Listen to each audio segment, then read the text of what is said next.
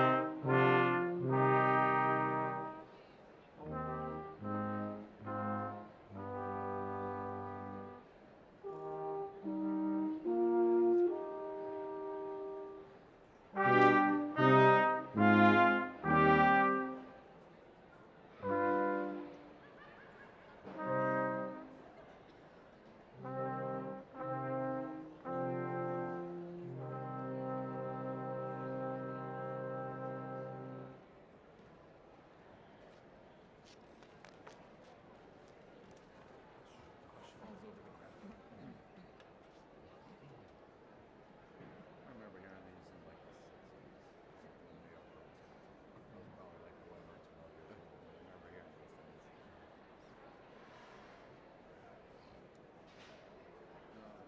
I think I just have the pickups, right? Okay.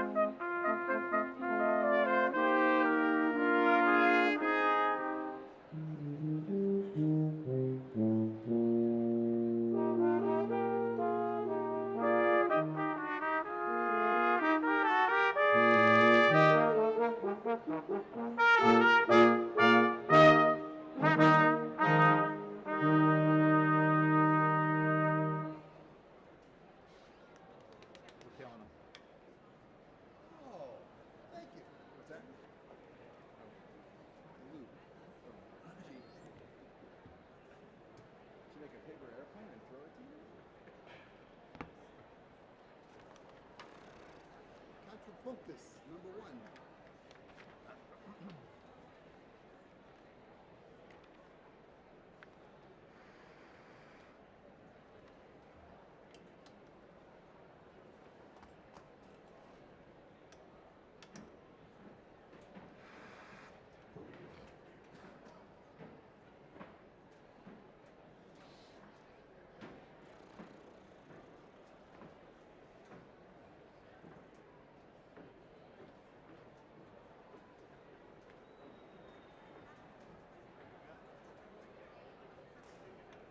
Hit it.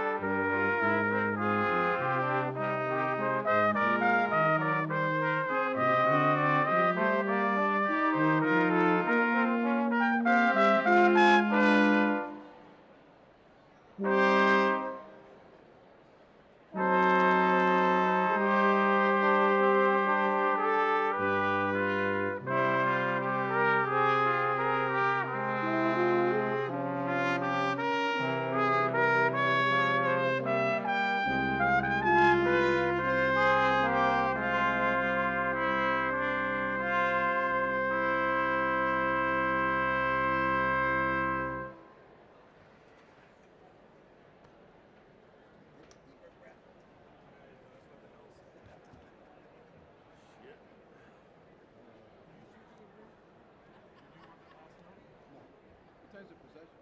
It started at 11:30. Probably 11:40. Oh. Yeah.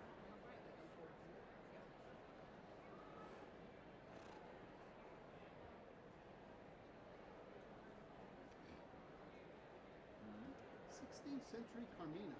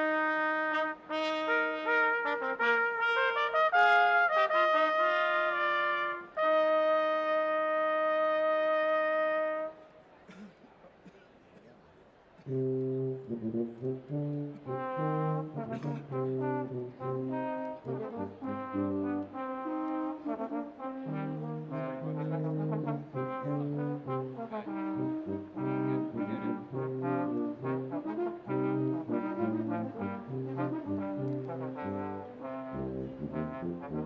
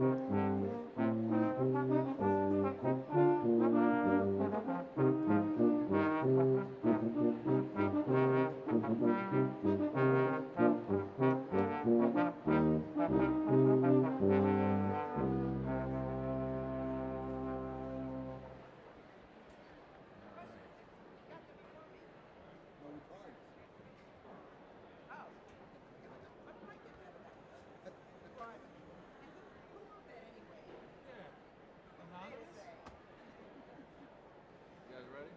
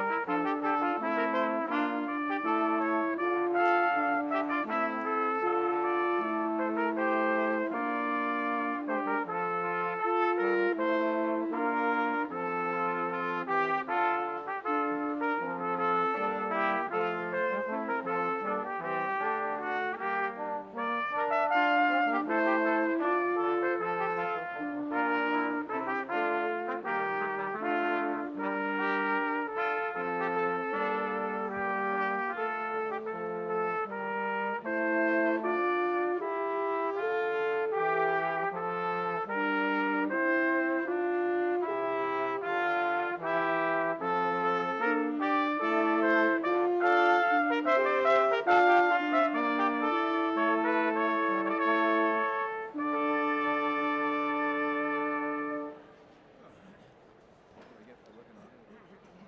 Fucking long fucking key.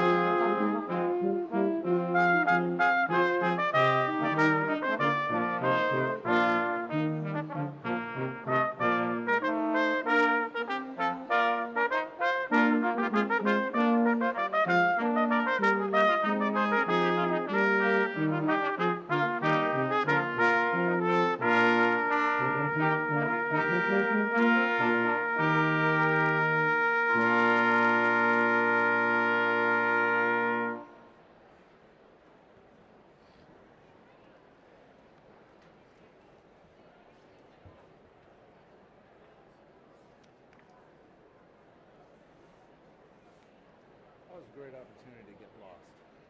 I know, I was shocked I didn't. Or didn't start coughing again. Every one of those. You can play another one, it'll be Susato. Mm-hmm. Susato.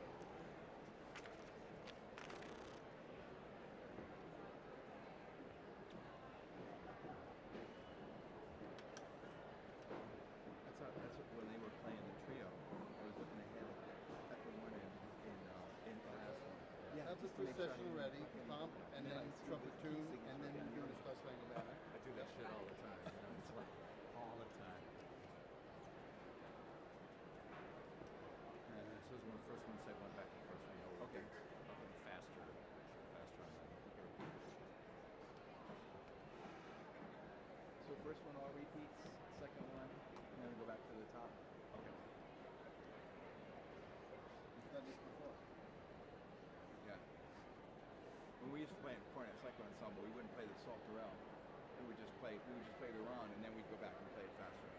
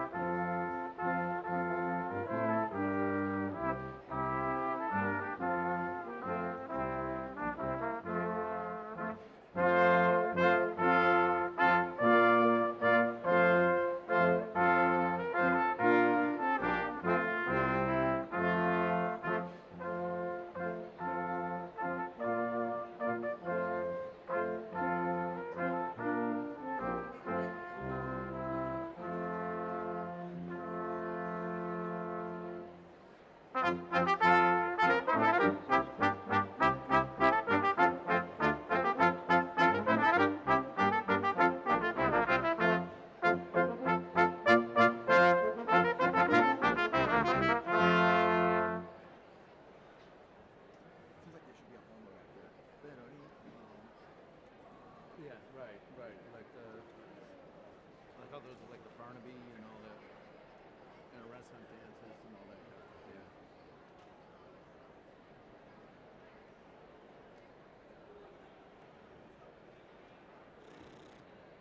They would really mess with those. They would do it like you'd have just one instrument play the melody. Yeah. And then people would come in on the side. Yeah. Or just the melody and the bass. You know? Yeah. And then Right. And then the guts or intervals. Yeah. They would change the orchestration. There's you know those, I don't know if Max still has them. There's a Alan Dean arrangement of like there's a La Beret in there. There's like 5 of them, 8, and there's one with Spanish on it. And it starts with just horn solo, and then just one trombone, and then it like comes in another configuration. Yeah, the last one starts with just trumpet and tuba. Yeah. That one's, I love that arrangement, and I love it when it's done like that, just 2 instruments at a time, or a solo instrument. Yeah, that's a standard thing like in early music. They do that. Yeah. I wonder if it's for guitarists. Or is it? Could have been. Yeah. Yeah, I think it is. Yeah, I think it is for guitarists. We used to do it all the time at Eastern Brass Quintet. Yeah. We used to play it all the time. I love playing. There's like, for something like this, for graduations, they're all great. Everybody gets a little bit of rest at some point. And they're also more or less in the staff. They're not like, but there are some people who just don't like playing them because they're like a little tricky. Like the second movement, it's in 1, but it's in like 16th century harmony. Actually, that's a piece I might not even know. per note or per beat or something like that. It's like wacky notation. So some people get all messed up.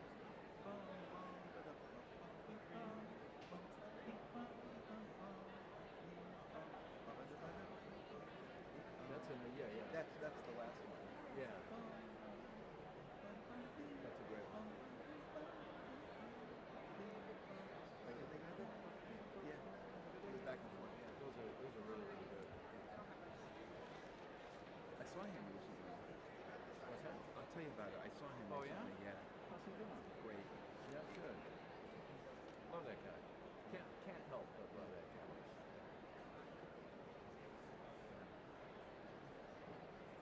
He's had, he has people come in and do master classes, and so the key emails, because I live, in Clayton, so I've gone to a couple. Mostly, the first one I went to was Tony Poe. He was Right. and I know I met Tony before because of purchase we had made. Right. And so, I picked him up on the train. I, got lunch with him and hung out a little bit with him. And then we went for some beers afterwards. Right. He's just a great guy. Huh. Great stories. Yeah. I'll tell you a really funny one. I want to love this one. His recording of animal ditties. Right. I gotta tell you. Okay. Right. But when I went to know him, when Mary Elizabeth Bowen, I gotta tell you about that.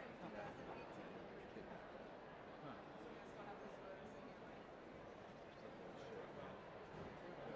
Well, sort of. I mean, she can sort of play. She started this. She was like, what's your name? She went to Curtis and then she went to Yale. She's just like she's a pretty good trumpet player. Like,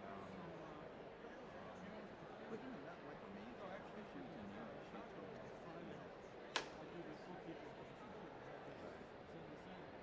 I don't think she was like the kind of player. So it's good she's not in a place like that. But so she lives like in Virginia or someplace around DC.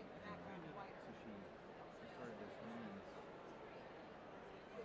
brass quintet, but then I think now it's a sex. So now you get the picture. Right. She's like, we're kind of looking for one thing, and I was like, the one I said was like, well, Judy Lansman, she'll come and play with you guys. Right. But if they're not that, they're like, they're all not the youngest party.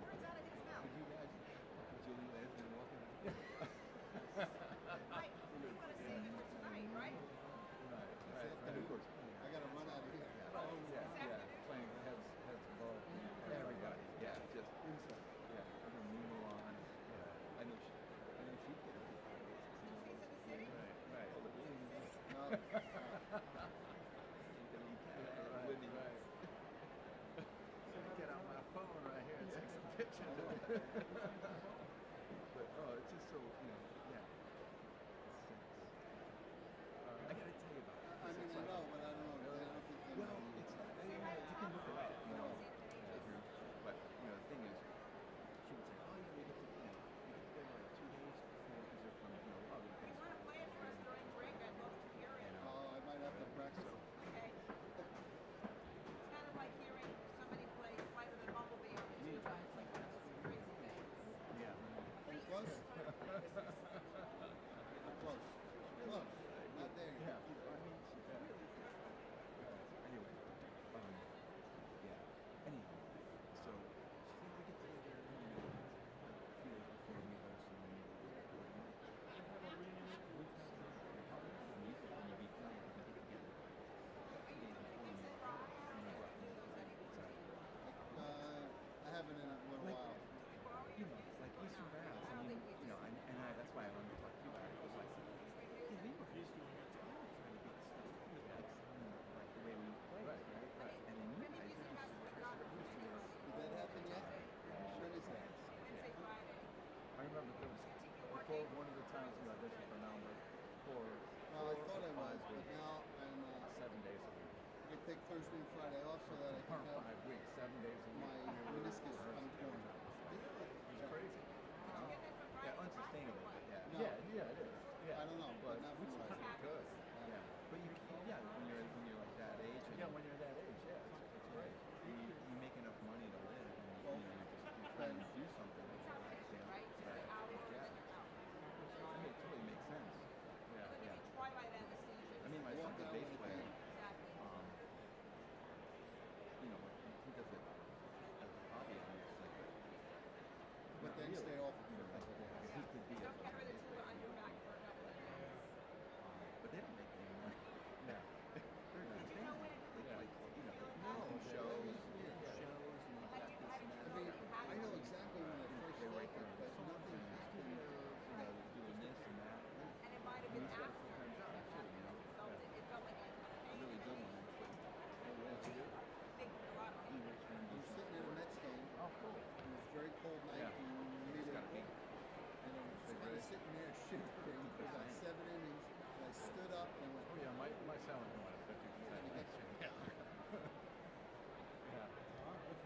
Well, all my experience is really Yeah. paying off. Because he was like We making saw you like a couple of weeks ago. You were 50, sort of okay.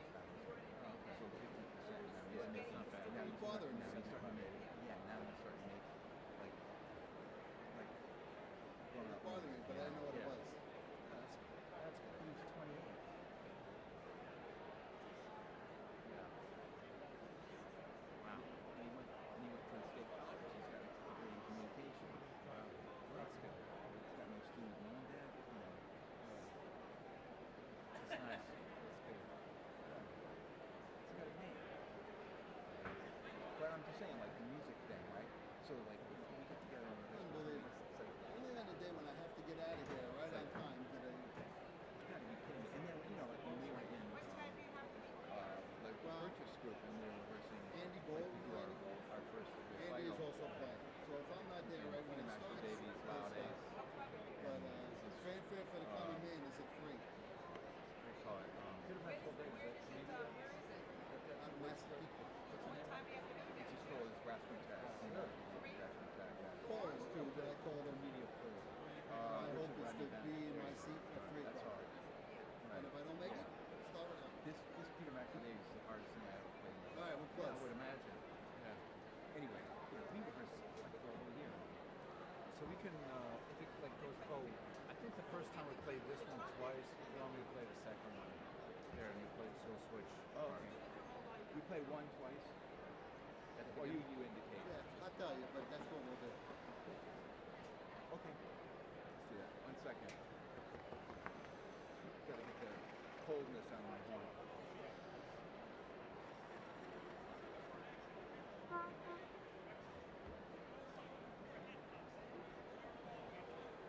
We're gonna play the fanfare to start, right? You join again? You gonna play with us?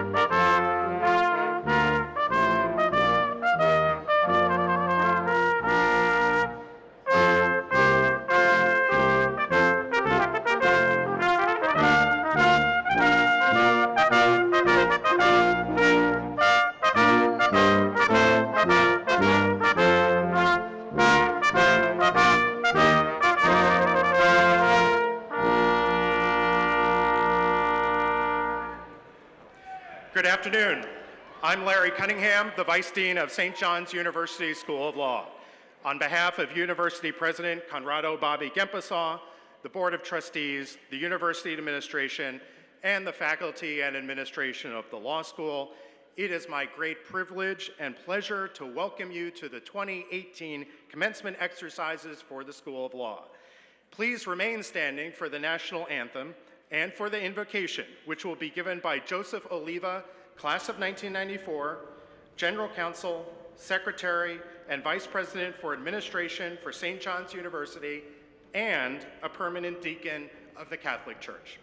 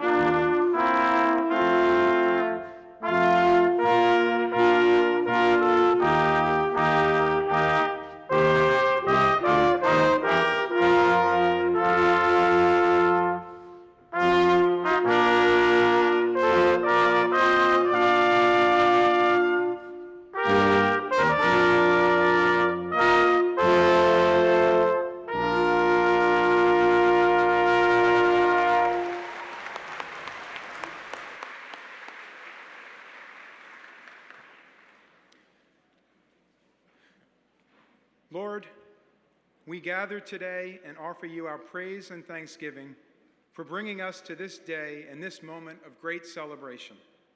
Bless our graduates as they set out to use the knowledge and skills they have worked so hard to attain. Bless their families and friends living and deceased who have supported them in so many ways during these years of study. Confer your blessing upon honorary degree recipient Preet Bharara. Inspire his words today, which grow out of his exemplary dedication to the law and his distinguished career of service to the public. Finally, bless St. John's School of Law, its faculty, administrators, staff, and alumni, and the important work that they do. And we ask all of these things in your holy name. Amen. Thank you, Mr. Oliva. Please be seated. Ladies and gentlemen, I am delighted to welcome the Dean of the Law School, Michael Simons. Thank you, Dean Cunningham, and welcome everyone. I want to begin by acknowledging some important people who are here with us today, starting with our university president, Dr. Conrado Bobby Gempesaw, and several members of the university's Board of Trustees, including Board Chair Bill Collins and trustees Paul Carroll, Lou Rice, and our very own Joseph Matone. Now, I introduced them to you not just because you might be wondering who are all those people in the front row, but to tell you something important. The law school you're graduating today is stronger and better than when you arrived. With a higher academic profile, a flood of new applications, higher employment rates, and one of the highest bar passage rates in New York State.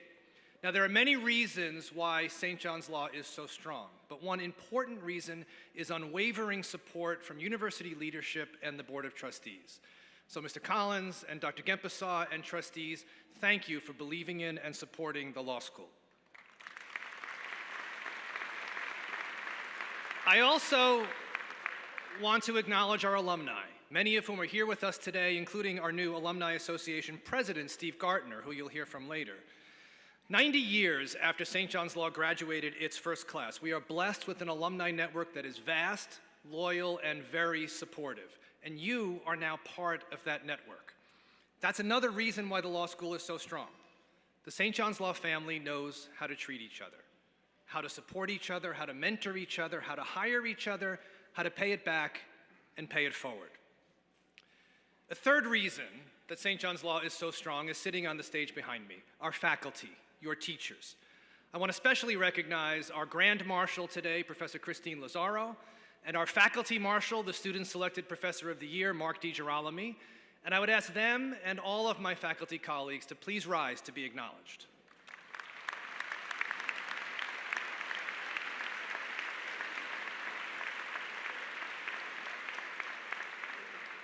Now, your teachers may have been the ones teaching you, but we know we've not been the only ones helping you.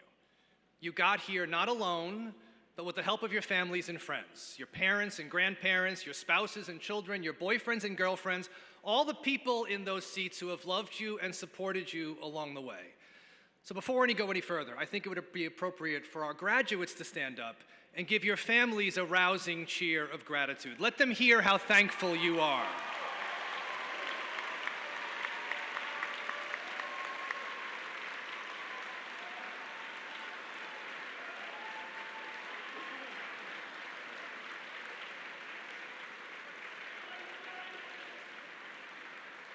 Okay, I want to leave you with two thoughts. Those of you who have had me for criminal law know that I like to begin class with a professionalism tip of the day. Today I want to give you two, and they are be proud and do good. So first, be proud. I want you to think back to your very first law school class. For most of you, it was intro, and the very first case that you read. If you can't remember, for some of you, it was Gumpers versus Hoffman, a case about deceptive service of process. For many of you, it was Webster versus Blue Ship Tea Room, a case about bones and fish chowder. For many of our LLM students, it was Lefkowitz versus Great Minneapolis Surplus Store, a case about whether first come, first served is an offer to sell a fur coat. And I want you to think about reading that case and struggling to understand it and trying to brief it. And if you can't remember how hard that was, it's because since then you've read thousands of cases, sat through hundreds of classes, written countless papers and outlines, taken dozens of exams. And it's not just that. You've published journals, you've organized symposia, you've learned how to try cases and argue appeals and negotiate settlements. You've competed in national competitions and you've organized competitions yourselves. But it's not just been exams and papers and competitions. You've also rolled up your sleeves and done the actual work of lawyers. You've sought protective orders for domestic violence victims. You've represented elderly homeowners seeking to avoid foreclosure, children abused by their parents, small investors who lost their life savings, refugees seeking asylum, immigrants fighting for their rights, and defendants accused of crime. You've taught high school and middle school students about law and justice. You've traveled to New Orleans and Houston and the Mexico border and Puerto Rico to directly serve the suffering and vulnerable. You've raised hundreds of thousands of dollars to support public interest fellowships, and you yourselves have devoted over 50,000 hours to pro bono and public service work. In all that work, you've embodied the Vincentian commitment to justice that lies at the heart of our university's mission, and along the way, something has happened. You've become lawyers.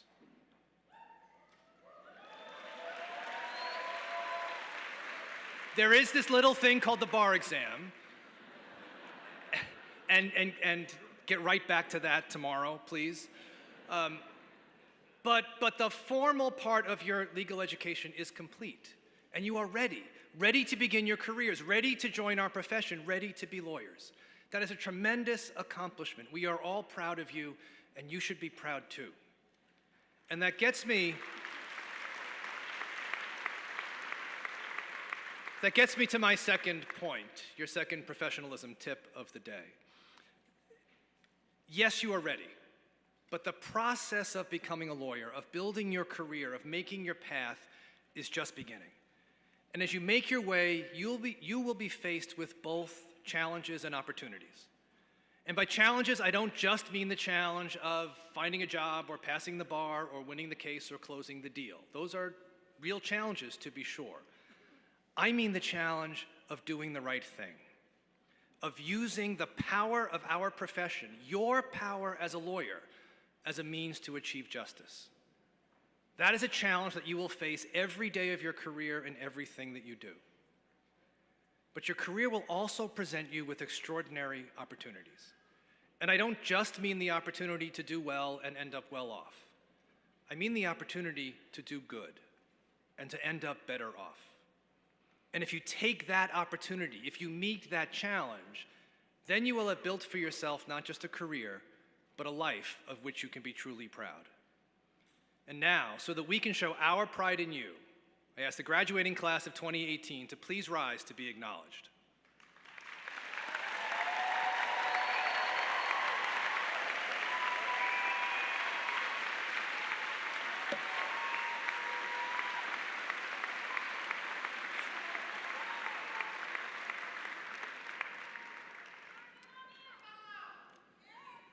We love you too. I want to do one other thing before we get to the next part of the program. For at least the past 6 years, two people have played key roles in this ceremony. Provost Robert Mangione, the university's chief academic officer, who in a moment will certify your degrees for conferral, and Vice Dean Larry Cunningham, who's running the show here today as he has done for so many things at the law school for so many years. Well, today is the last time that either one of them will be playing those roles because they're both retiring from their administrative posts and going back to faculty.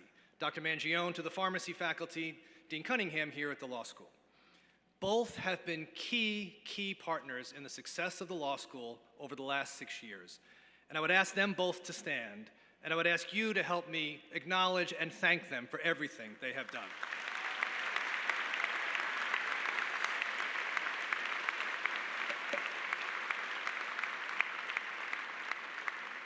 Now, speaking of building a career of which you can be proud and doing good in the world, in a moment you're going to hear from our commencement speaker, so stay tuned for Preet.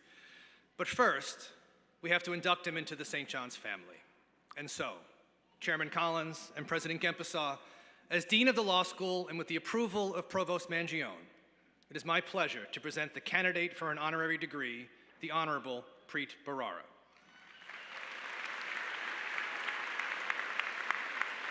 I ask that Mr. Bharara please stand and join Mr. Collins and Dr. Gempesaw as Dean Cunningham reads an excerpt from the citation. Commitment to the rule of law has defined the career and life of Preet Bharara, former United States Attorney for the Southern District of New York. Born in Punjab, India, Mr. Bharara and his family emigrated to the United States in 1970. He graduated from Harvard College and later from Columbia Law School, where he was a member of the Law Review. After working as an associate at two prominent law firms, Mr. Bharara served as an assistant U.S. attorney in the Southern District of New York, an office he would go on to lead later in his career. Mr. Bharara later served as chief counsel and staff director of the U.S. Senate Judiciary Committee's Subcommittee on Administrative Oversight and the Courts. Mr. Bharara was appointed U.S. Attorney for the Southern District of New York in 2009, a position he held until March 2017. As the Chief Federal Law Enforcement Officer of New York, Bronx, Westchester, Dutchess, Orange, Putnam, Rockland, and Sullivan counties, Mr. Bharara focused his office's resources on combating terrorism, international narcotics trafficking, financial misconduct, and public misconduct. He exposed corruption at the highest levels of New York state and city governments, bringing to justice senators, assemblypersons, and council members for abusing their public trust.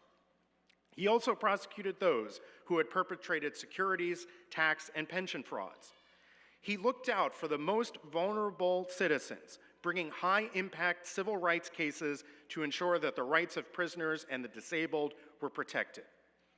Finally, his office took a hard stance against violent criminal street gangs in order to make the streets of the Southern District of New York safer.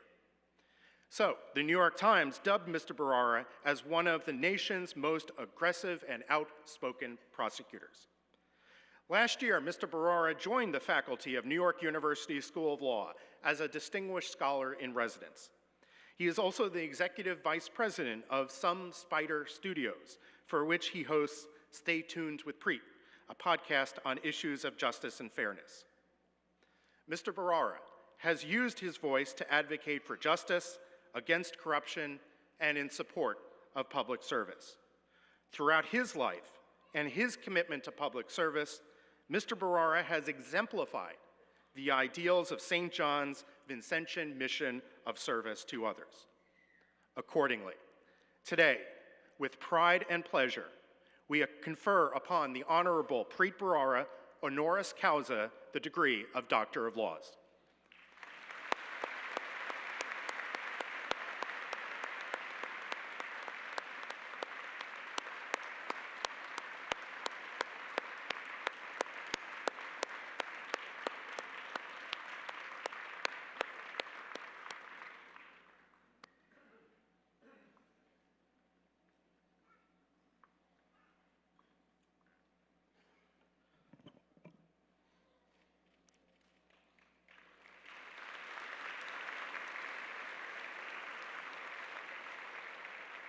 Congratulations, Mr. Bharara. Ladies and gentlemen, our commencement speaker, the Honorable Preet Bharara. Thank you. Thanks very much. Dean Simons, distinguished faculty, proud parents, family, friends, graduates. Congratulations once again to the class of 2018. You have so much to be thankful for, so much to be proud of. Go ahead and give yourselves another round of applause.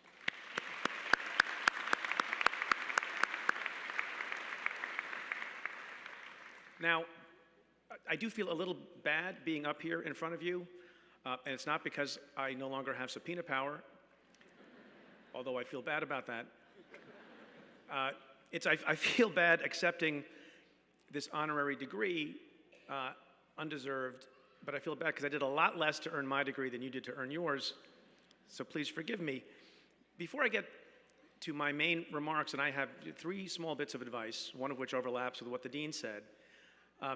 There's some amount of trepidation when you graduate from law school, and you worry and wonder, like I did, are you going to like your first job? Are you going to like being a lawyer? And what I like to say, and it's a little bit unorthodox, I like to tell people that you have a lot of mobility as a lawyer.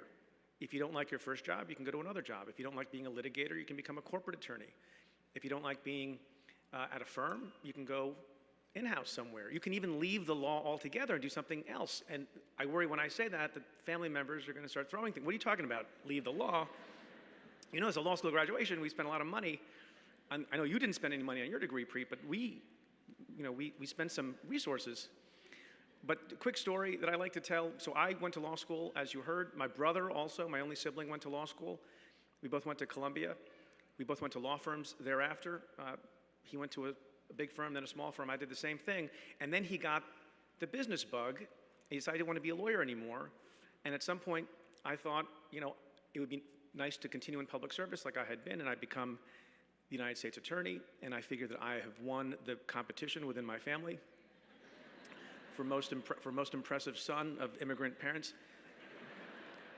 And meanwhile, my brother was doing well. He was the general counsel of a company called Tops.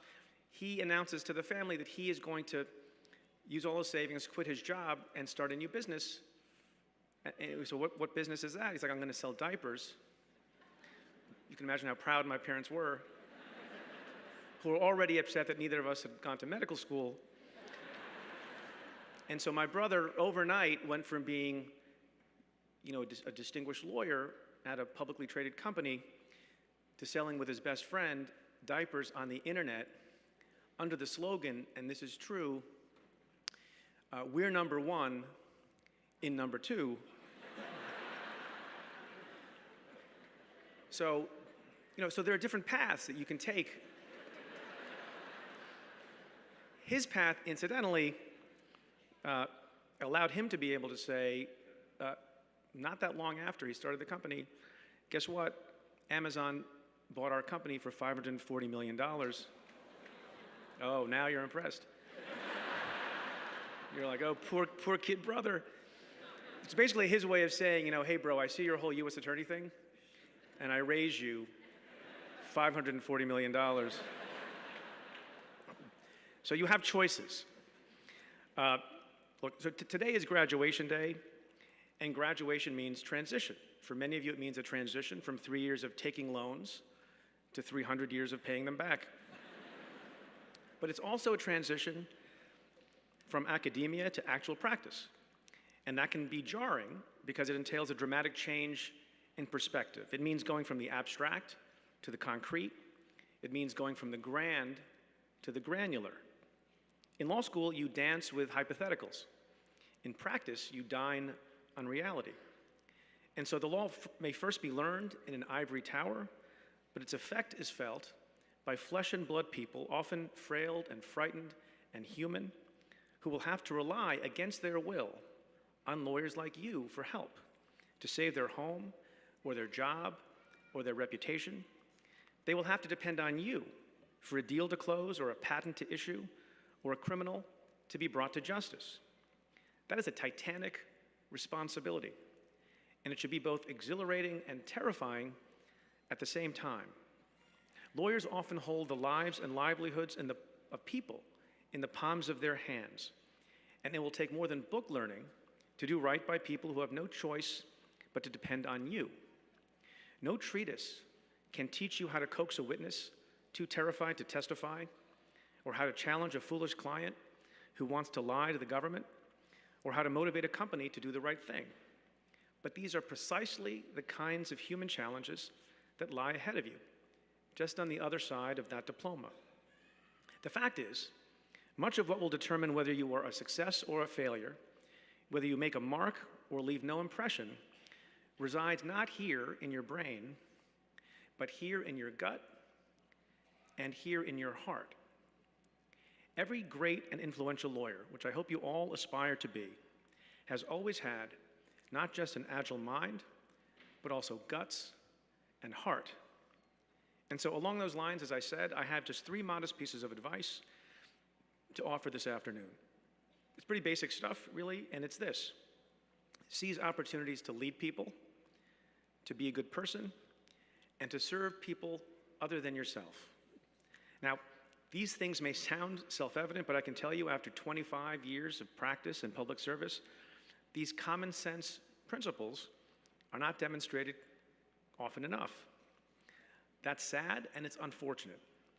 Sad because our profession, like it or not, continues to be mocked and maligned, and sad, more importantly, because there are so many problems to fix and so many people to help. So my first piece of advice is this: seize opportunities to lead. You are about to be St. John's Law graduates. So you know what that means, right? Endless requests from the Alumni office for donations. But it also means tremendous opportunities for leadership, whether you become a litigator or an outside counselor or a public servant. When you get there, you will have a choice. You can choose to be either a leader or a lemming. A leader is a person of courage and action with integrity and an independent mind. A lemming is a small and unattractive rodent that will follow other small and unattractive rodents off a cliff. Choose to be the former. Always remember that as a lawyer, you are not, no matter what other people tell you, you are not an ordinary professional. You are not only educated and credentialed, you are an officer of the court. You take an oath to uphold the Constitution. You are bound by strict codes of ethics, and you are part of a storied and still noble profession. And so you have a special responsibility and also special authority. And so do not ever shrink from asserting yourself proudly and forcefully as a lawyer when the moment arrives for you to lead rather than just go along.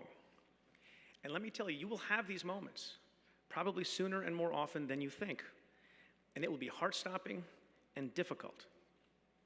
When a client or a superior wants to violate a clear obligation, or sweep something under the rug, or misrepresent a fact, and insists that you, the lawyer, approve that thing, will you have the courage to confront the client, to have an unpleasant conversation, to incur wrath, to risk being fired?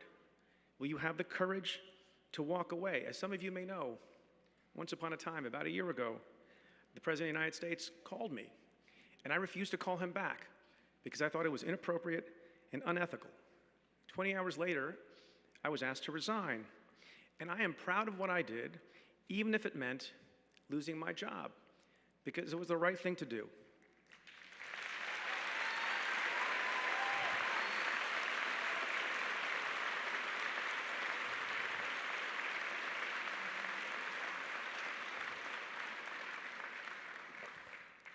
And I'll say one more thing in light of recent news. I would rather be fired by the President of the United States. I'd rather be fired by the President of the United States than need to be pardoned by him.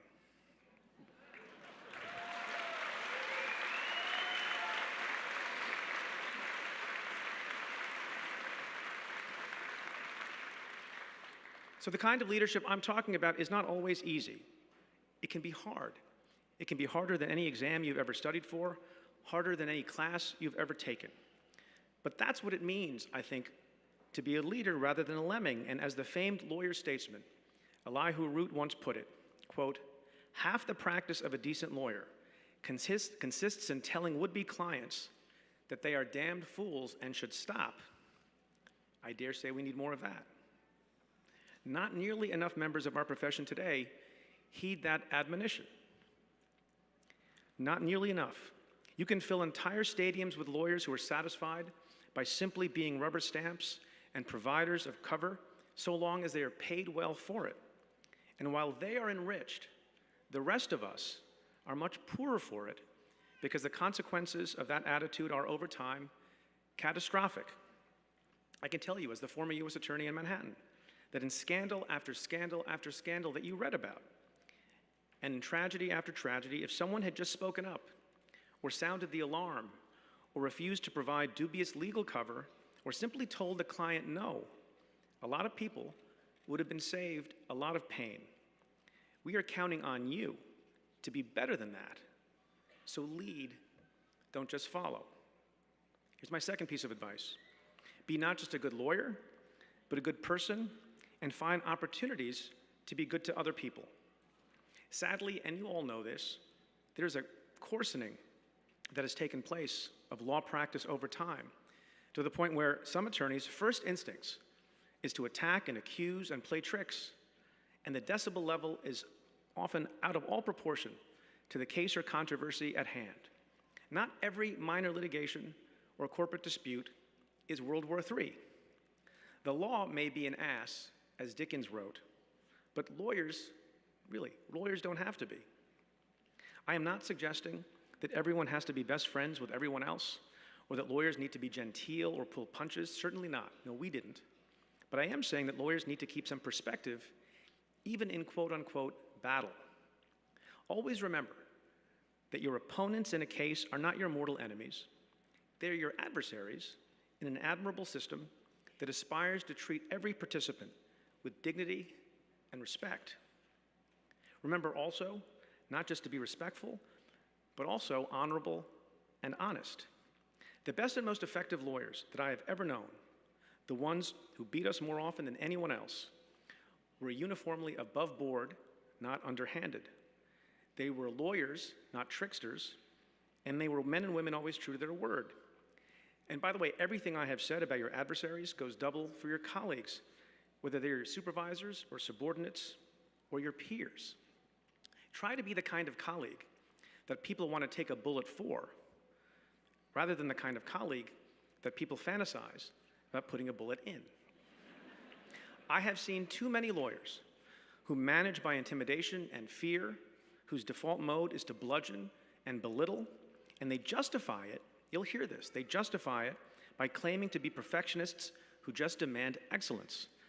That's a load of nonsense, and don't ever fall for it or emulate it. Abusive people are weak, not strong. As the late five-star general and commander-in-chief Dwight Eisenhower, not known as a weak person, once said, quote, "You don't lead people by hitting them over the head. That's assault, not leadership." So treat people well. Remember to praise the deserving and mentor the inexperienced. Remember to offer encouragement and to share credit. Trust me on this. If you behave with courtesy and kindness to both your adversaries and your colleagues, you will stand out and you will succeed.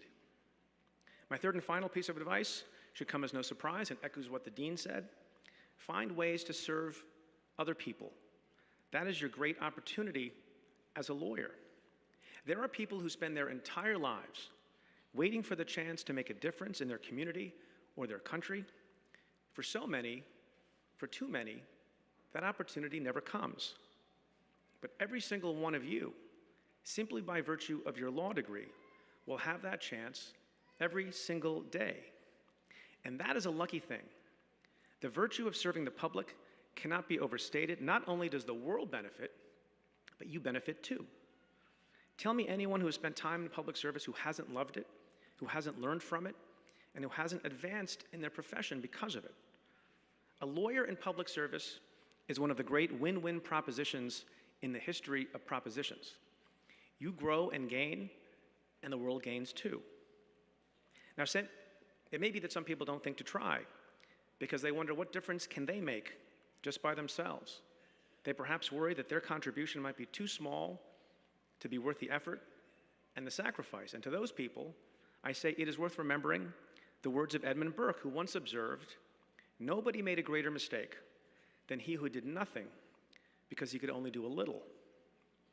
Now, I understand it's not in the cards for most people to spend a full career in public service for financial reasons or family reasons or because of other career aspirations. I myself spent 6 years in private practice before the next 17 in the government. Given the state of the world at this moment, please find some small way to serve other people. I've said this before, and I try to say it as often as I can. From time to time in your career, find some small way to show that lawyers can make not just a living, but also a difference.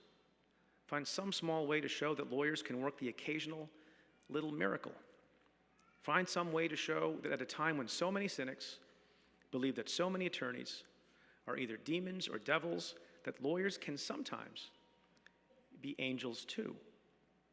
Now, I know that for many people in the outside world who sit at a distant remove from this celebration, who are not giddy from graduation, talk of lawyers as angels or as miracle workers is downright laughable. It is not laughable to me. I submit a part of your responsibility, not only to your profession, but to yourselves and to your country, is to find ways to wipe the cynical smiles from those skeptics' faces. Nothing great was ever accomplished with a cynical heart.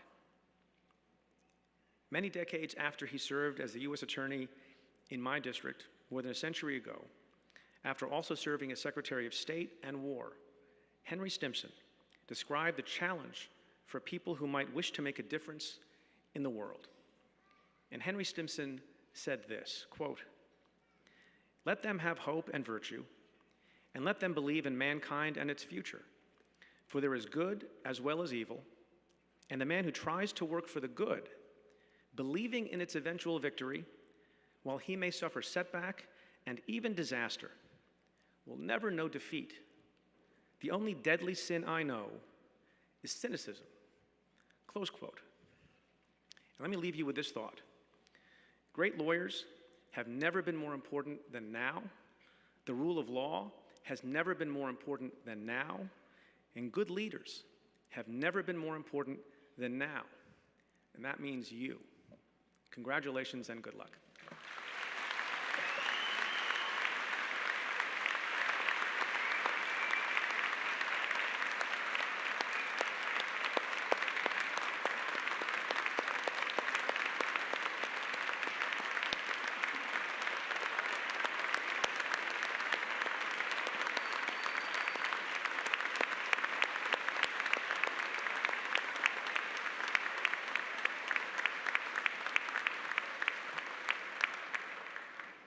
Thank you, Mr. Bharara, for those insightful and inspiring remarks.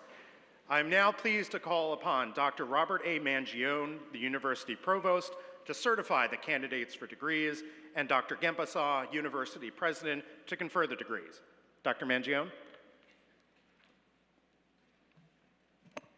Dr. Gempesaw, I have the privilege on behalf of the Dean and the faculty of the School of Law to certify that the candidates who are presented for degrees have satisfactorily completed all coursework leading to their degrees.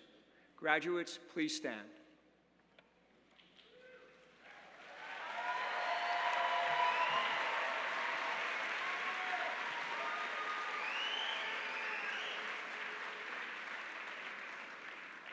Good afternoon. I have received the testimony of the Provost and Dean Simon that you, the candidates, have satisfactorily complied with all the requirements demanded by the university statutes. By the authority vested in me by the Board of Regents of the State of New York, as President of St. John's University, and with the approval of the Board of Trustees, I hereby confer the degrees named to you, the candidates, and bestow on you every right and privilege attached to your degrees. Graduates, my personal congratulations to all of you.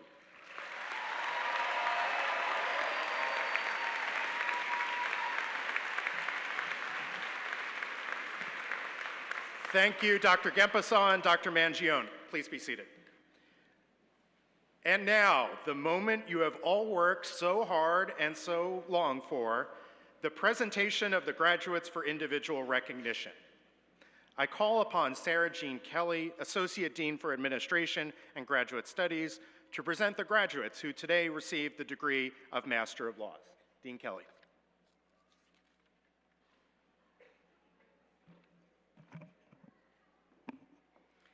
Good afternoon. First, I will present those who today receive the degree of Master of Laws from our school's graduate bankruptcy program. Receiving both the degree of Juris Doctor and Master of Laws in Bankruptcy, Judith Radhika Balasubramaniam.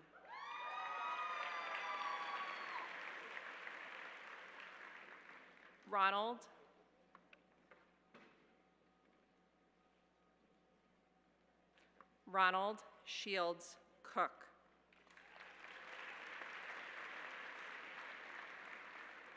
Travis R. Grega.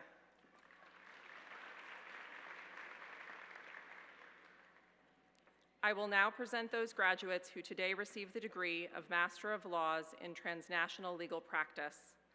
Graduating on the Dean's List, Quentin A. Alexander.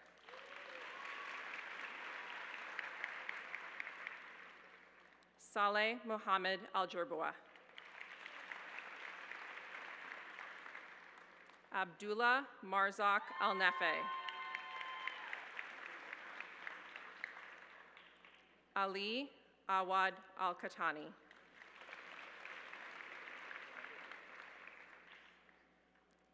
Jingyu Deng.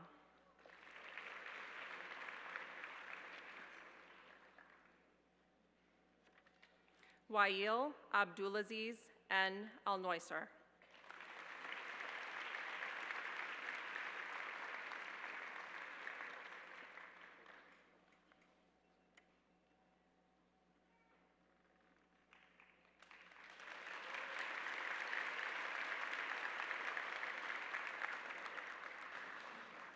Graduating cum laude and on the Dean's List, Taitu Kai Goodwin.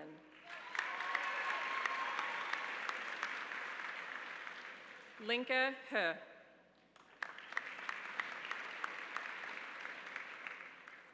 Audrey Marie Husni.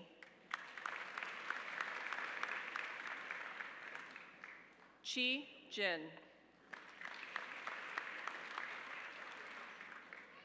Bohan Ke.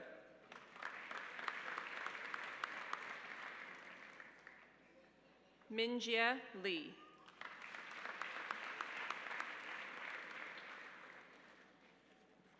Graduating summa cum laude and on the Dean's List and receiving the Outstanding Academic Achievement Award for the highest grade point average in the Master's Degree Program in Transnational Legal Practice, Agnes Apoku Barnier.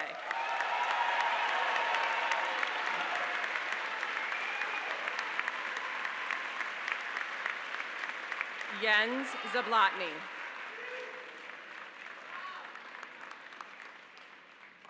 Abdullah bin Taleb.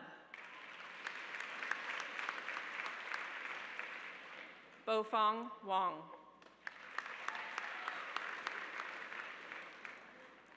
Guanzhong Wang. Graduating cum laude and on the Dean's List, Xinye Shang.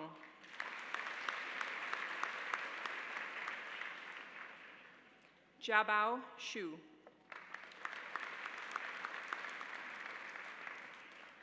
Shai Zhang.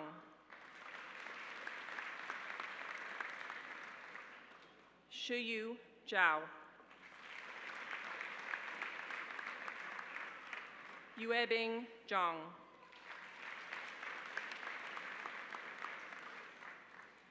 I will now present those graduates who today receive the degree of Master of Laws in U.S. Legal Studies.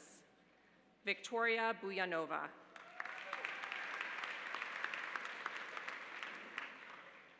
M.D. Amdadul Hoque Chowdhury. Natasha Ninoska Herrera.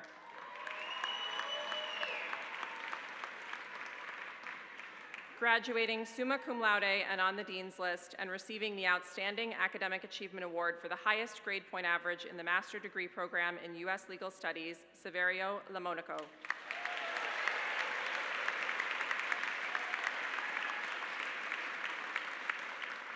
Yidan Liu. Thais Julienne Louise Mayer. Marcos Fernando Osorio Novio. Uttam Pandey.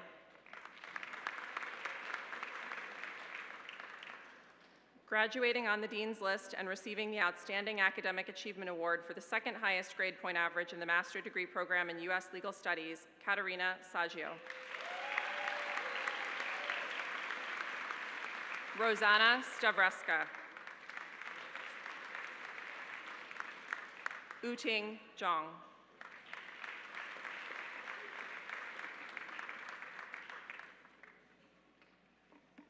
Thank you, Dean Kelly. I now call upon Associate Academic Dean Michael Perino, who will present those graduates who today receive the degree of Juris Doctor.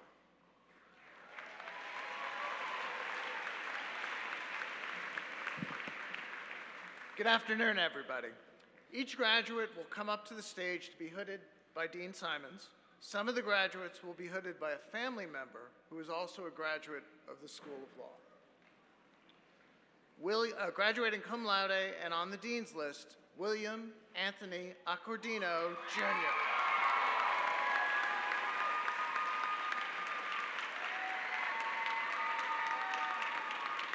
Davia Acharya.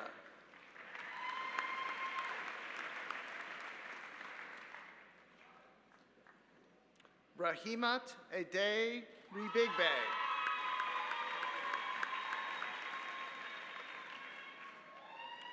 Graduating on the Dean's List, Michael Anthony Anise.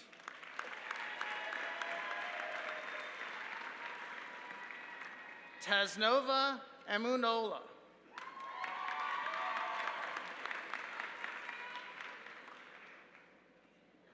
Graduating on the Dean's List, Colleen Kyoko Angus Yamada.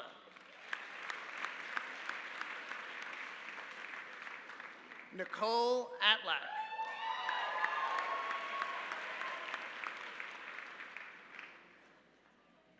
Graduating on the Dean's List, Brian Edward Aricchio.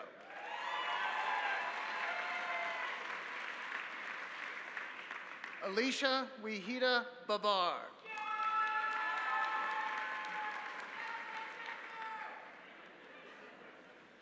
Graduating summa cum laude and on the Dean's List and receiving the Joseph Kersner Award for the highest cumulative grade point average in the graduating class,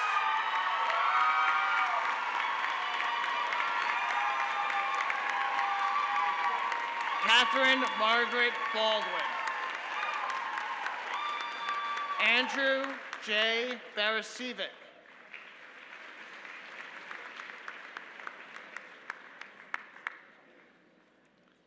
Graduating magna cum laude and on the Dean's List, Corey Franklin Barron. Graduating cum laude on the Dean's List, Caroline Barry. Ipek Basaran.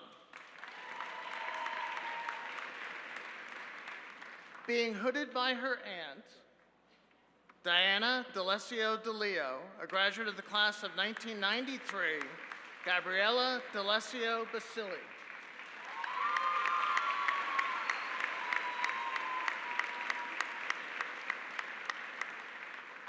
Graduating cum laude and on the Dean's List, Sean Bowden. Being hooded by his father, Anthony J. Bonomo, a graduate of the class of 1984, Anthony Joseph Bonomo II.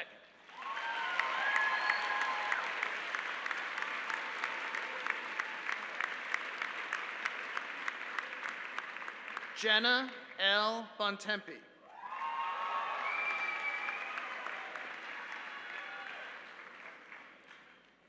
Lena Rose Boris.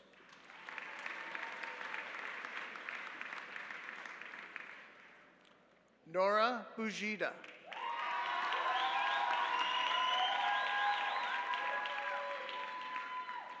Christina Marie Brennan.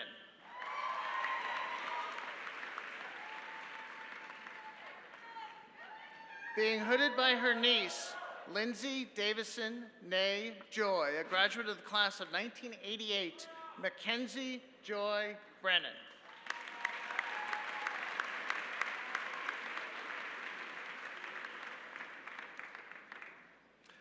Graduating on the Dean's List and being hooded by her father, David Brenner, a graduate of the class of 1984, Sarah Natanya Brenner.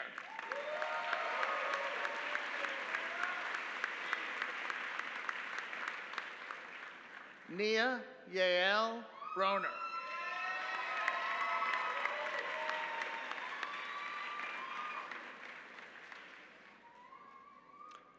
Graduating cum laude and on the Dean's List, Andrew Charles Brown.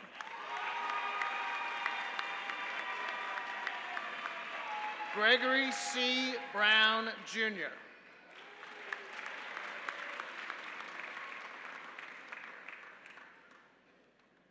Graduating on the Dean's List, Jordan Thomas Buff.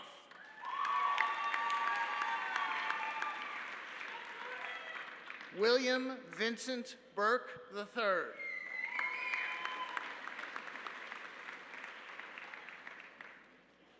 Louis Angelo Calabro.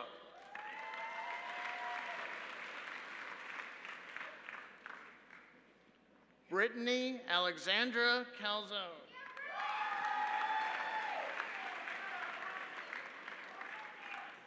Yesenia Campiglia.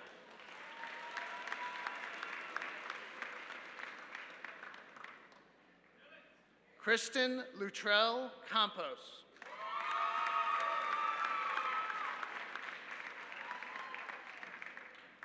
Stephanie Nicole Canner.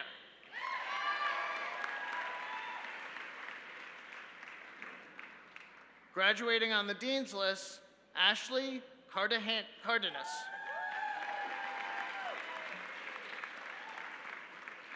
Graduating cum laude and on the Dean's List, Jennifer Ann Carnevale. Graduating cum laude and on the Dean's List, James Vincent Carroll.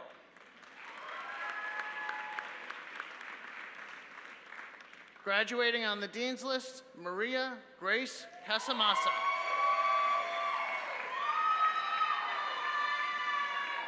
Nicholas Jack Castellano.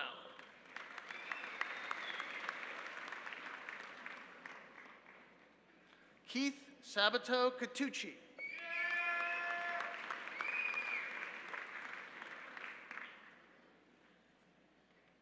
Henri Sela.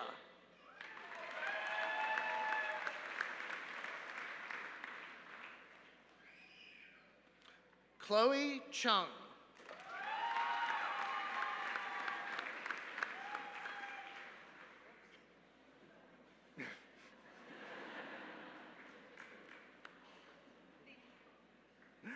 Nandini Chaudhuri.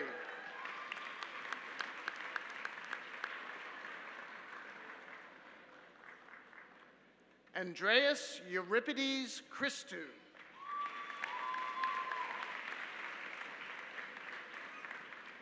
Graduating cum laude and on the Dean's List and receiving the Esterina Giuliani Award for achieving the highest cumulative grade point average in the evening division, Christine Chu.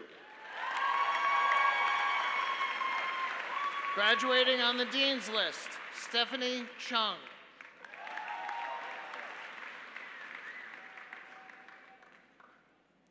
Angela Louise Cipolla.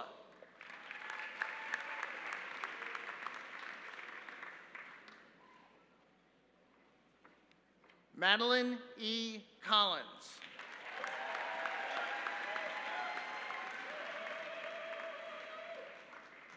Danielle Marie Connolly.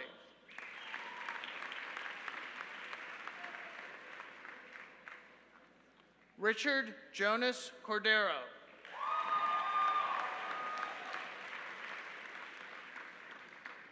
John Garrett Cosgrove.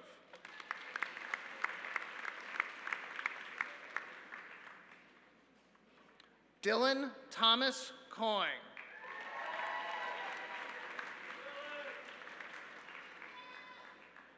Graduating on the Dean's List, Mary Elizabeth Cunningham.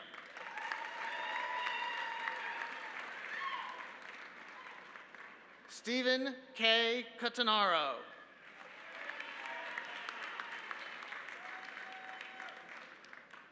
Nicholas DeLeo.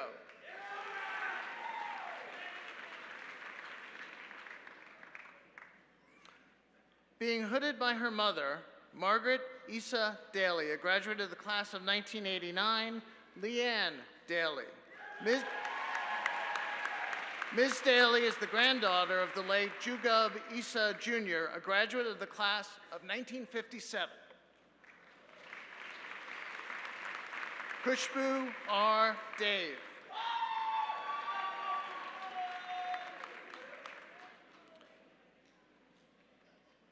Graduating cum laude and on the Dean's List, Danielle Nicole Del Grosso. Alexander Charles DiMarcena.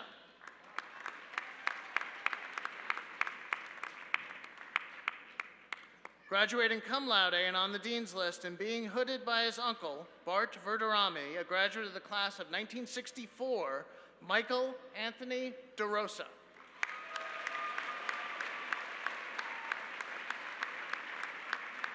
Daniel Patrick Durela.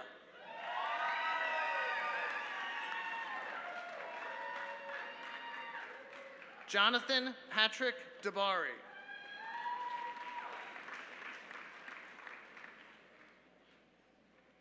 Graduating magna cum laude and on the Dean's List, Nicholas A. DeMarco.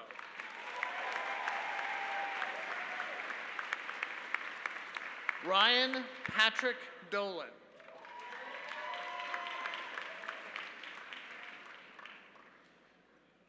Graduating on the Dean's List, Sean Martine Doyle.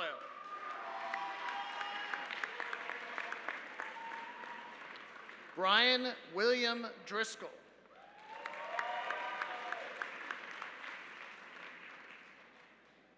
James George Duckham.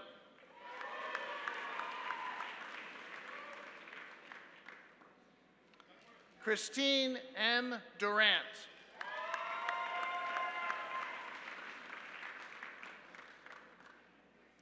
Andrew James Edvin.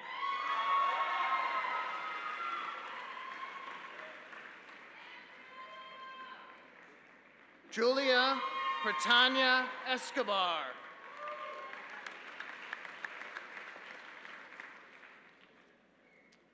Graduating cum laude and on the Dean's List and being hooded by her uncle, Brian Kenny, a graduate of the class of 2007, Deirdre Jane Farrell.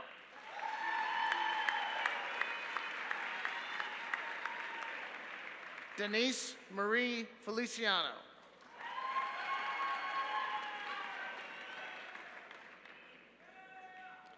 Dominique Feckier.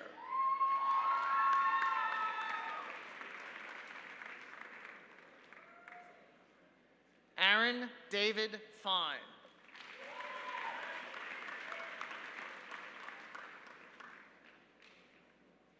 Graduating magna cum laude and on the Dean's List, Carolyn Ashley Fish.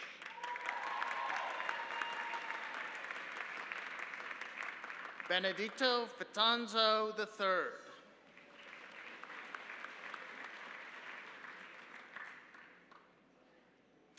Being hooded by his cousin, Colleen Parker, a graduate of the class of 2003, William George Ferrero.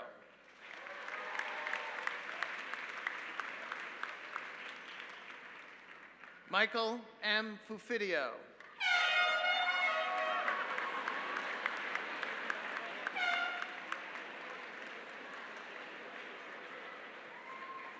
Anastasia Galstian.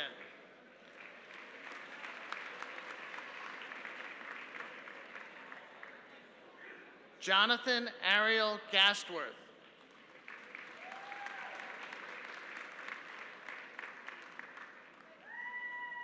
Kyle Devin Jens.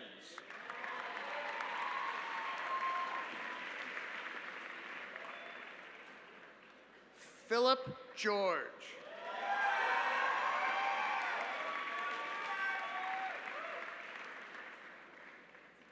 Graduating cum laude and on the Dean's List, Christina Maria Giappone. Joshua Gittleman.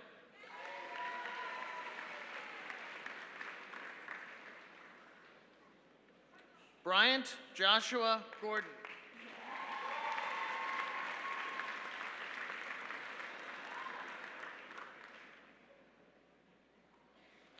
Graduating cum laude and on the Dean's List, Christina Olga Gatsis.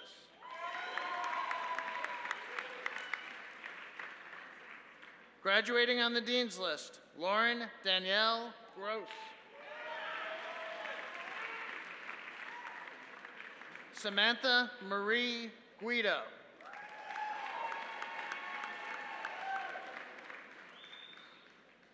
Michael Dylan Haid.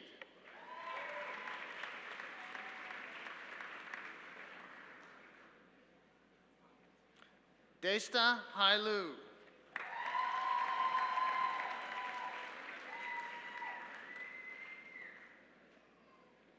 Althea Waveney Harris.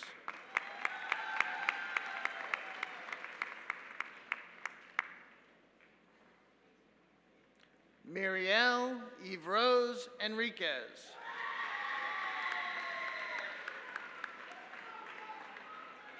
Dawn Mildred Hill Kierce.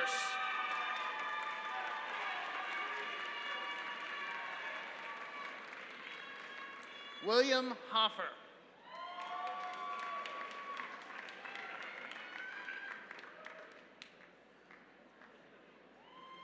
Christopher William Hoffman.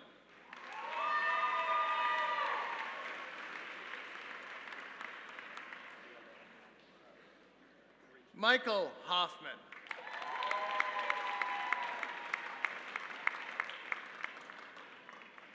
Eric Caverly Hoyseth.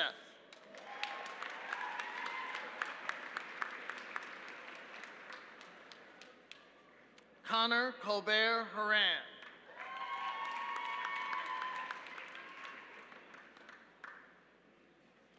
Doris Elizabeth Hughes.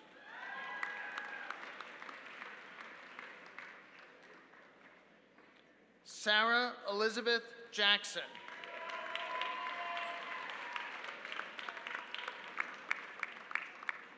Aaron Jacob.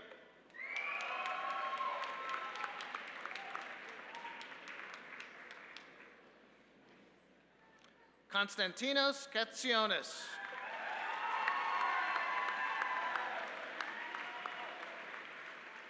Graduating on the Dean's List, Thomas Kaufman.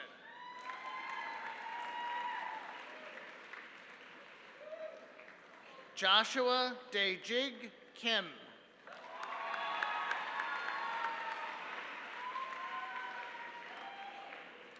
Ashley Ann Klingberg.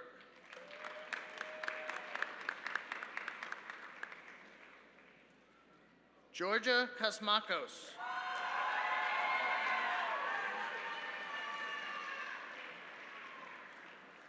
Nicole Kupupika.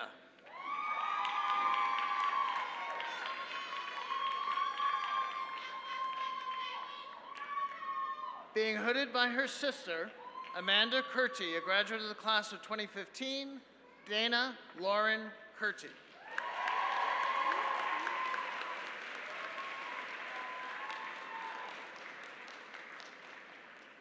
Graduating on the Dean's List, Gabriela M. Labita.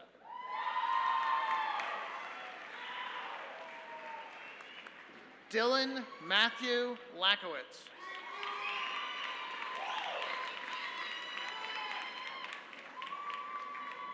Jason Anthony Lasala.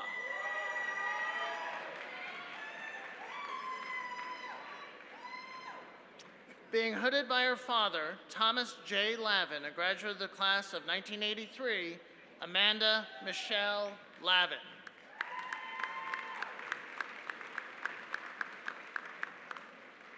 Julie Ann Lavoie.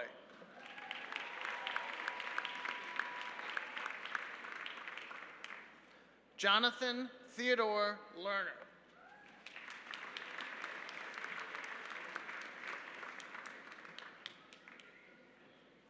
Being hooded by his stepfather, Robert Unger, a graduate of the class of 1987, Tyler Scott Levine.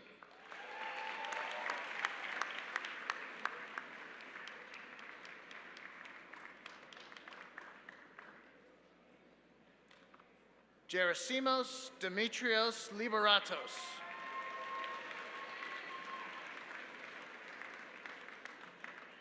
Jordan I. Lucasio.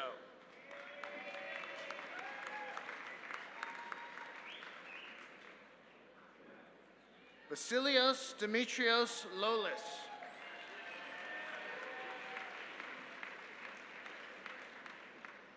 Megan Elizabeth Lombardo.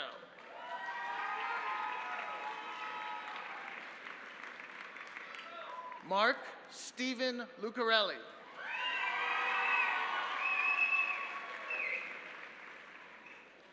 Graduating on the Dean's List, Miller Wolf Lulo.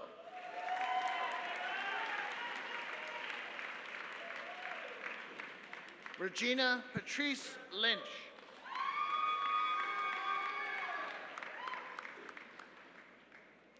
Graduating on the Dean's List, Alexander Edward Mangano.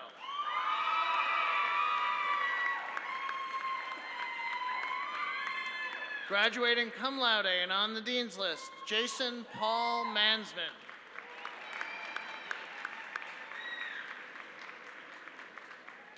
Graduating cum laude and on the Dean's List, Angelica Mantikis.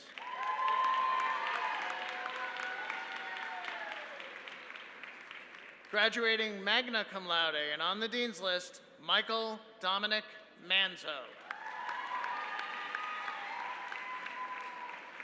Graduating cum laude and on the Dean's List, Nicholas David Marcello. Alessandra Isabella Murata.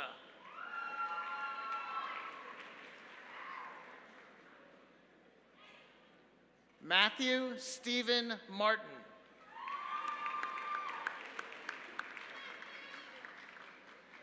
Christina Mavrikis.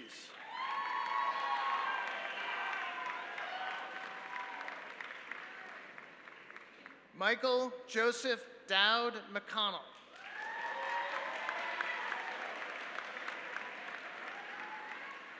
Caitlin Amanda McDonald.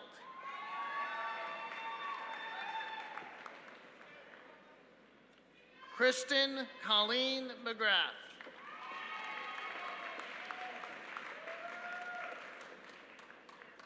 Graduating summa cum laude and on the Dean's List, Sean Patrick McGrath. Graduating on the Dean's List, John Tyler Mills. Graduating on the Dean's List, Danny Dong Min.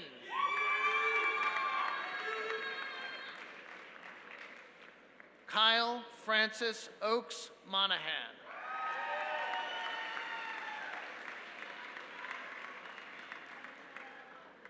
Catherine Teresa Montesano.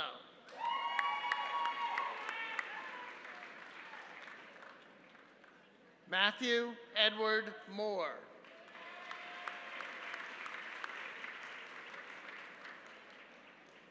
Graduating cum laude and on the Dean's List and being hooded by her cousin, Andrew Laurie, a graduate of the class of 1994, Corey Morgan Morano.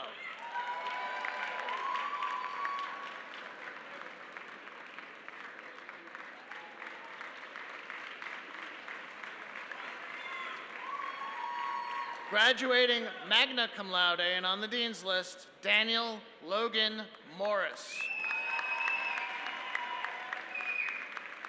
Victoria Lynn Mosca.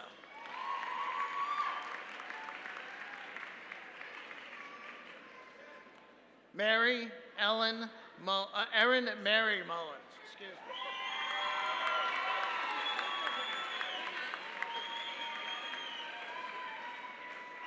Nicholas Michael Neocleus.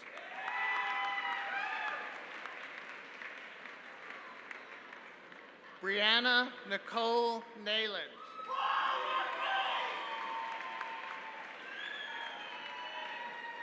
Mark Nyagella.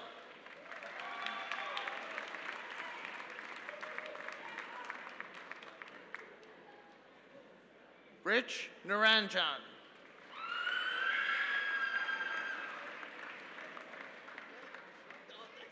Graduating cum laude and on the Dean's List, Avery Isaac Normile.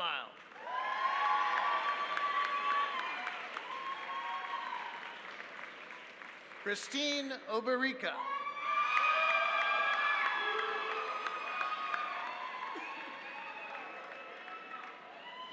Brendan James O'Brien.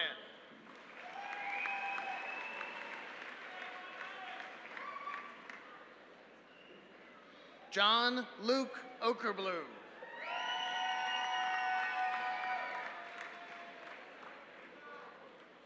Larita Oligi.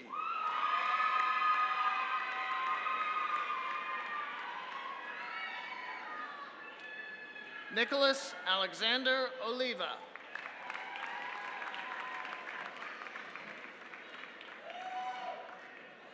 Keith Thomas Olson.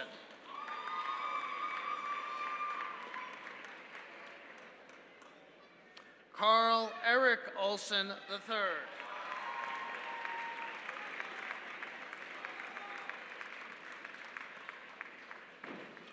Olayemi Olurin.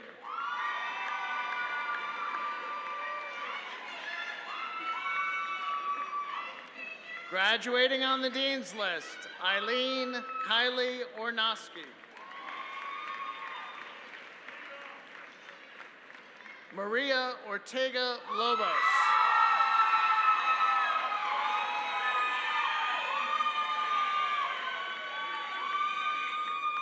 Brittany Joyce Overbeck.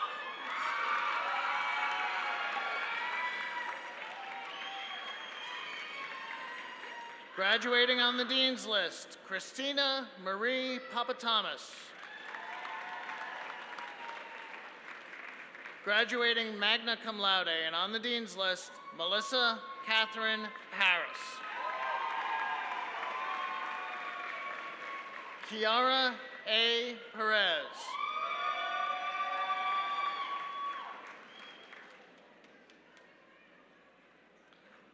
Adina Laureen Phillips.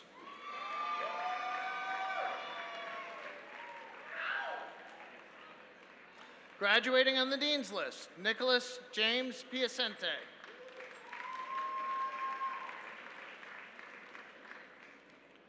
Mia Christina Piccinini.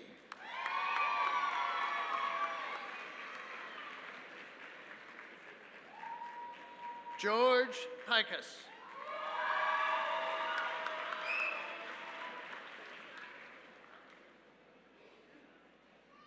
Arlene Polishuk.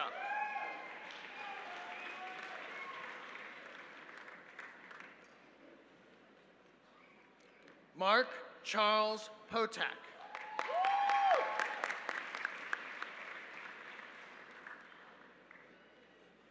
Graduating cum laude and on the Dean's List, Jonathan Peter Presvelis.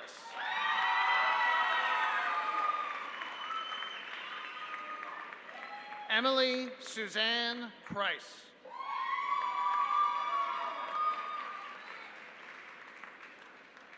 Being hooded by his parents, Christopher and Michelle Pryor, both graduates of the class of 1986, Dylan R. Pryor.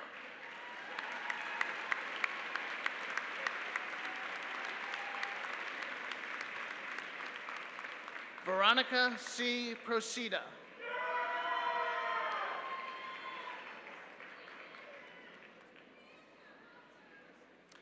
Graduating cum laude and on the Dean's List and being hooded by his sister and brother-in-law, Mary Kate Quinn and Kirk Senline, both graduates of the class of 2008, Daniel Thomas Quinn.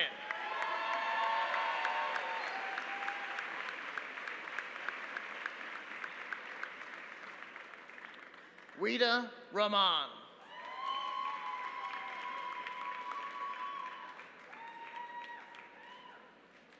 Graduating cum laude and on the Dean's List, Liam Joseph Ray.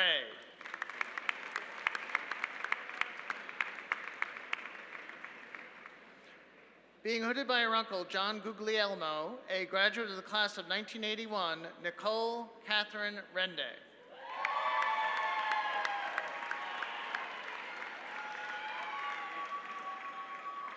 Sumaya Ola Restaño.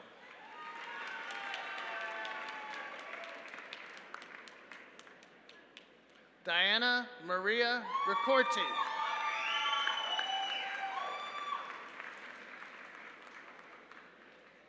Mary J. Rich.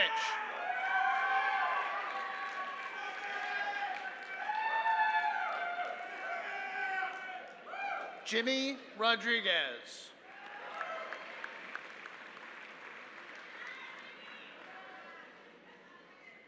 Matthew Robert Ross.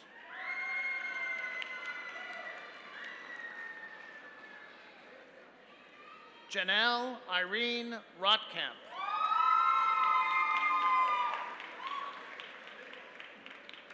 Shannon Elizabeth Russo.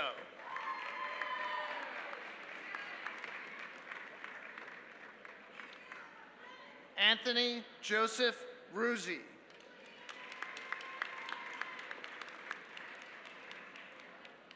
John Samaras.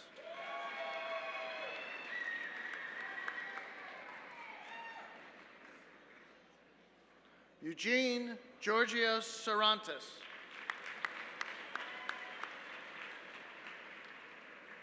Marianne Clementine Saraf.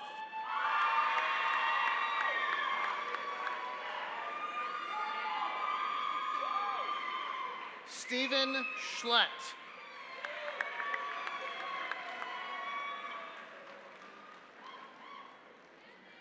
Graduating cum laude and on the Dean's List, Gabrielle Dana Schwartz.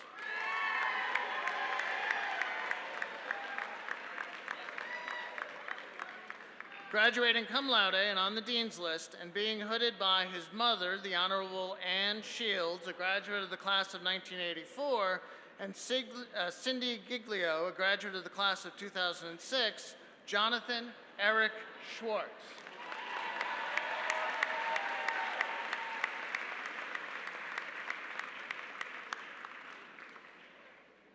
Erin Patricia Siri.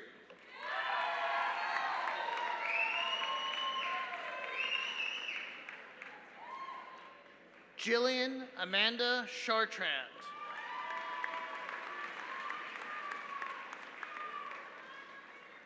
Ashley Brianna Shelton.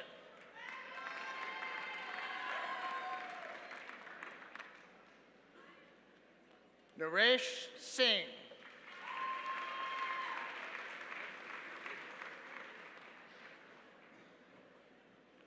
Parm Partik Singh.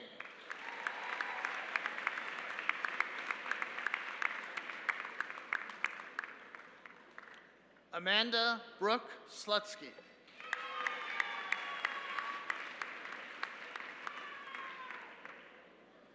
Graduating cum laude and on the Dean's List, Allison Nicole Smalley. Joshua Alexander Soares.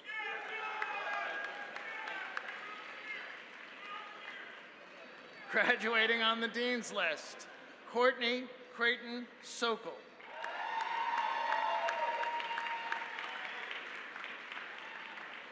Maria Eleni Stamatolatos.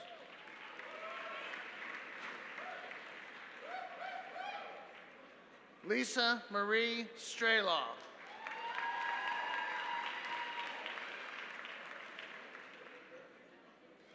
Graduating magna cum laude and on the Dean's List, Catherine Elizabeth Sullivan.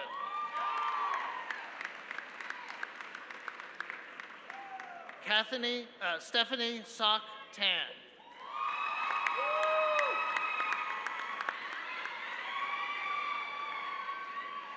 Nicholas Eugene Templeton.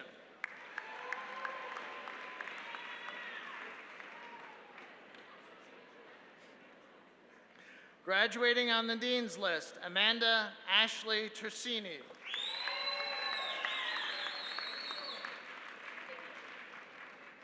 Kevin George Theofield, Jr.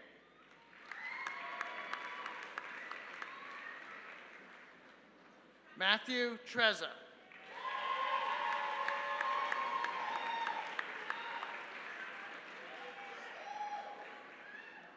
Yulia Tsoi.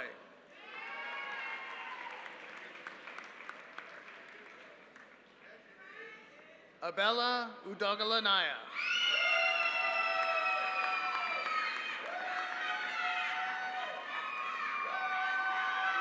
Scott Unversat.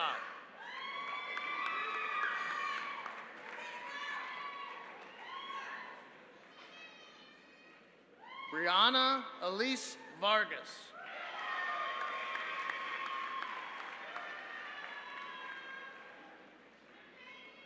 Wentao Wei.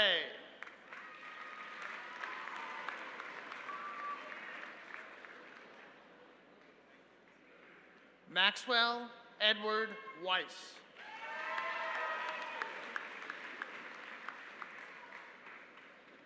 Graduating cum laude and on the Dean's List, Matthew Aaron Weiner.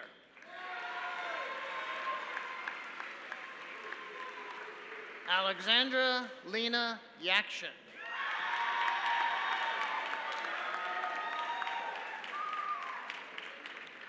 Shin Tong Jang.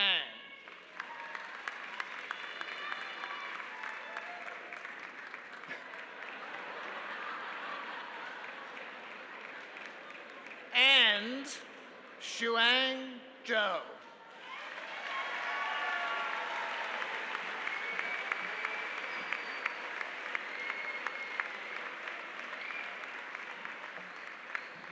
Let's have another round of applause for all of our graduates.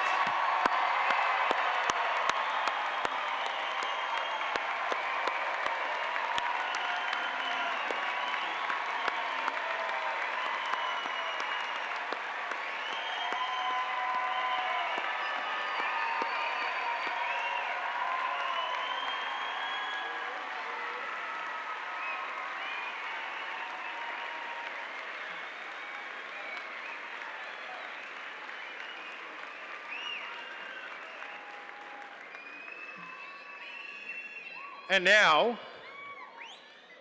now, to welcome the graduates as the newest members of our alumni ranks, I am pleased to call upon Stephen Gartner, class of 1984, president of our Alumni Association.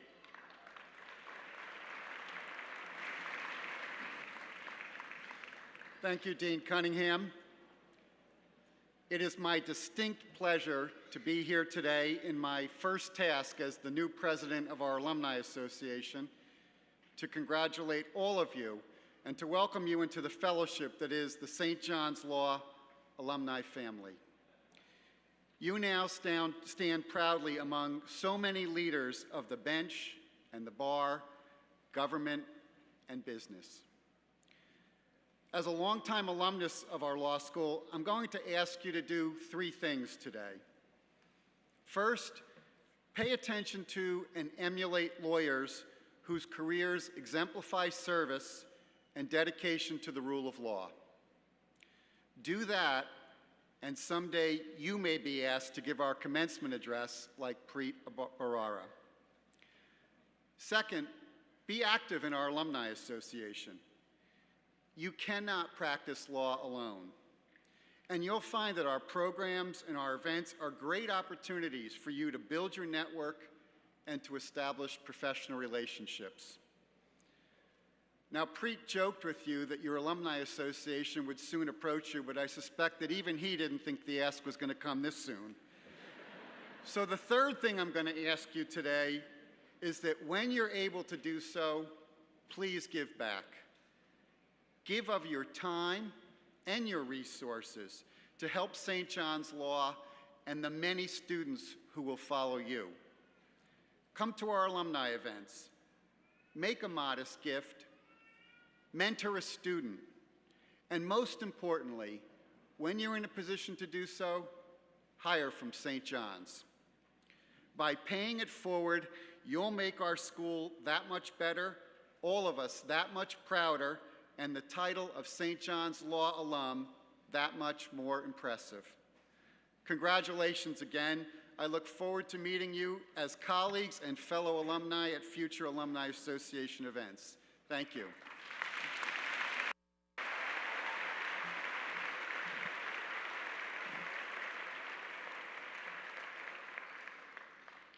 Thank you, Mr. Gartner, and I join with you on behalf of the entire St. John's Law family, faculty, administrators, staff, and alumni in extending our heartfelt congratulations and best wishes to all of our newest alumni. The benediction will be delivered by the Reverend John Goldrick, CM, the law school chaplain. Following the benediction, I would like to invite everyone to join us at the Taffner Fieldhouse for a reception, which is sponsored jointly by the Student Bar Association and the Alumni Association. The graduates will process directly to Taffner, which is the building next to us. Families and friends can get to Taffner by exiting out of the building this way, turning right, and walking next door. At this time, please stand for the benediction and remain standing until those on the stage and the graduates have left the auditorium. Father Goldrick. Let us pray. Lord God, supreme lawgiver, your law is self-giving love. Today, as St. John's Law School's 2018 alumni go forth, closing out another chapter in their life story, we ask, O Lord, that you endow and bless them with a double portion of your self-giving love. Inspire these graduates to share the love you have given them as gratitude toward those who taught, supported, and prodded them on their journey to their respective law degrees.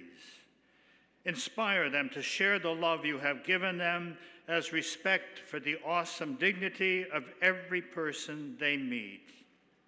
And because they are from St. John's, may self-giving love inflame our new alumni with a passion for justice and with an eye alert to the underserved.